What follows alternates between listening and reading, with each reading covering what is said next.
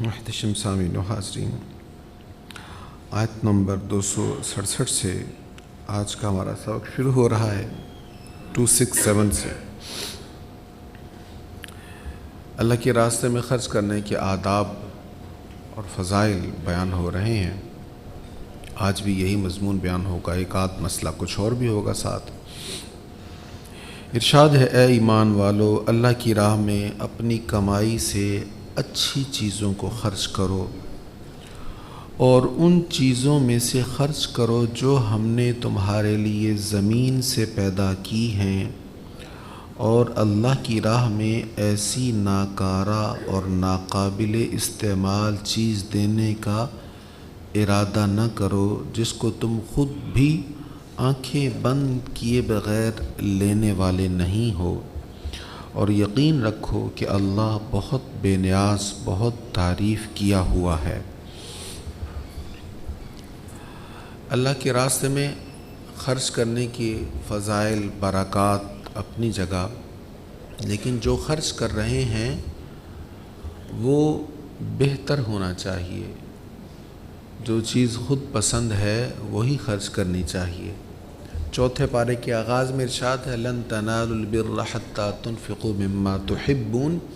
تم ہرگز بھلائی کو نہیں پا سکو گے جب تک اپنی پسندیدہ چیز کو اللہ کے راستے میں خرچ نہیں کرو گے۔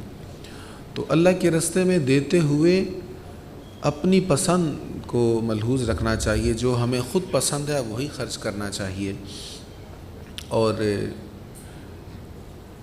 جو خود پسند نہیں ہے لیکن ہمارے لیے ایکسٹرا چیز ہے تو ہم کہتے ہیں چلو کسی کے کام آ جائے، تو وہ بھی کر سکتے ہیں اس طرح، لیکن نیکی کی روح اور نیکی کی لذت، اصل مزہ خرچ کرنے کا اس وقت آئے گا جب اپنی پسندیدہ چیز کو اللہ کے راستے میں خرچ کریں گے۔ یہ آیت کا شان نزول اس طرح ہے، حضرت براء بن عازب رضی اللہ تعالیٰ عنہ بیان کرتے ہیں کہ اصحاب صفہ جو صحابہ تھے، جو سرکار کریم علیہ الصلاۃ والتسلیم کی درسگاہ کے طلباء تھے، اب انہوں نے خود کو وقف کیا ہوا تھا علم دین کے لیے۔ جو آیت نازل ہوتی سب سے پہلے یہ سنتے، جو سرکار کریم علیہ الصلاۃ والتسلیم ارشاد فرماتے یہ سننے والے سب سے پہلے یہ ہوتے تھے، یہ سنتے، احادیث کو، قرآن کریم کی آیات کو یاد کرتے، پھر آگے امت تک پہنچاتے۔ تو یہ ظاہر ہے جتنا ٹائم بیٹھیں گے حضور کی بارگاہ میں اتنا زیادہ علم ملے گا، تو علم کی لگن اور شوق کی وجہ سے انہوں نے خود کو وقف کر لیا تھا، وہیں پر رہتے تھے ہر وقت، کہ جیسے حضور کچھ فرمائیں، حکمت کا موتی عطا فرمائے تو ہم آگے بڑھ کر اس کو چن لیں، ہم لے لیں۔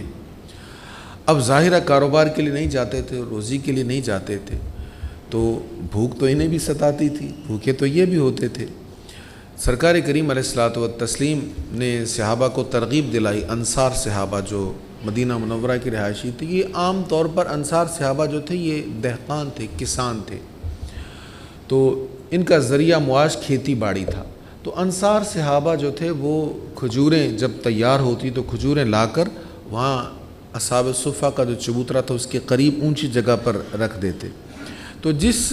طالب علم کو بھوک لگتی تو وہ ٹہنی پر کوئی چیز مارتا تو نیچے کھجوریں گرتی، تو وہ کھا کر اپنی بھوک مٹا لیا کرتا۔ تو اول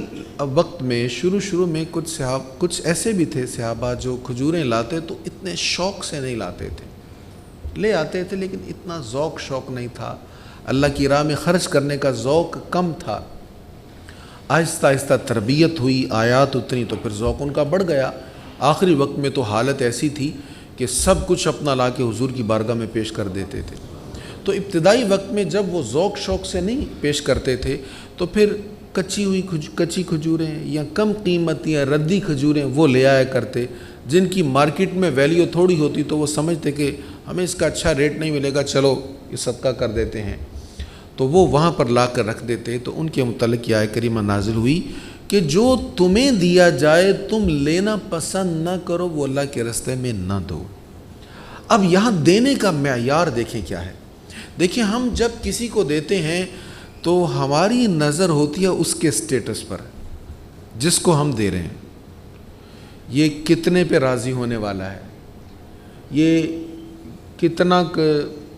تنگ دست ہے، یا کتنا خوشحال ہے، یا کتنے پر یہ خوش ہو جائے گا، یہ 10 پر بھی خوش ہو جائے گا، یہ 100 پر بھی خوش ہو جائے گا۔ تو ہم اس کی حالت دیکھ کر کبھی کبھی ہم ردی چیزیں بھی دے دیتے ہیں، ایسی چیزیں جو ہمیں پسند نہ ہو وہ بھی اس کو دے دیتے ہیں، وہ بیچارے خوش ہو جاتے ہیں غریب لوگ۔ تو یہاں پر ہمیں یہ ترغیب دی گئی ہے، اس کو نہ دیکھو، اس کے سٹیٹس کو نہ دیکھو، خود کو دیکھو کہ تم کس چیز کو لے کر خوش ہوتے ہو، تمہیں کیا پسند ہے۔ جو تمہیں پسند ہے وہ اللہ کے راستے میں خرچ کرو گے تو تمہیں اجر و ثواب زیادہ ملے گا۔